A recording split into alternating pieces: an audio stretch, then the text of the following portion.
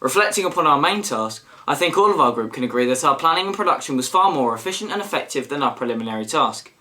Our production process for our main task used multiple additional stages that were not present in the preliminary task. One major element was the pitch, which allowed professional feedback to be given by our classmates and our teacher. Our feedback was that we needed to focus more on building tension effectively, particularly around the engine, which at the time was under reconsideration. This was used in conjunction with our audience feedback and surveys to further develop ideas to their maximum potential. This was the biggest development in terms of progress, as we had to slightly adjust our finalised idea and experiment with different techniques and shots which subsequently were added to our shot list.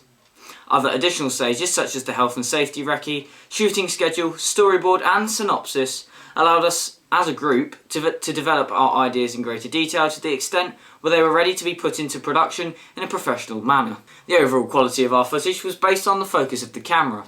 Operating in manual focus was not a personal preference, but the only available options for filming. This, however, was beneficial as it further improved my camera knowledge. In our filming environment, there was little equipment available for us to use to vary our shots, meaning we had to improvise a lot.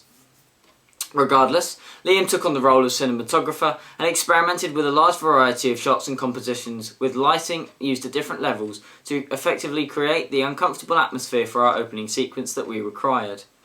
We used high-angle shots, focusing largely on the protagonist to suggest vulnerability, and the rule of thirds to improve our shot composition and aesthetics for the viewers.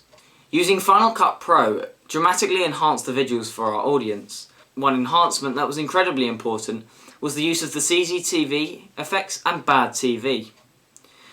The distorted image does not provide a clear image of what is actually happening to ensure the narrative isn't too obvious and thus ruined.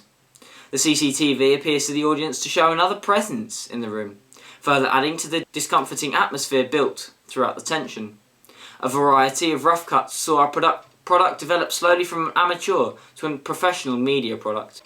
Adding music to our product was a particularly difficult task and required a whole group opinion.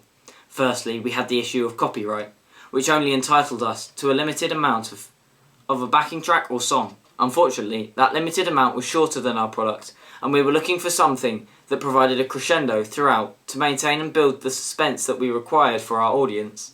Secondly, we had the issue that a vast majority of the tracks required payment, even though none of the preview track really suited our product, so that wasn't a severe concern. Eventually, we found a soundtrack which was free of both payment and copyright, and suited our product footage. One way it could have been improved is by having breaks in the soundtrack or moments of silence where nothing would actually happen, where the audience might expect something to happen. This false atmosphere may also contribute to helping build tension. The method is an extremely effective way of building tension over a short period of time and keeps the audience unnerved for the remainder of the film. In conclusion, due to the extended time and additional planning stages, we were able to plan and produce a media product that meets the requirements of its target audience and its genre, thriller films.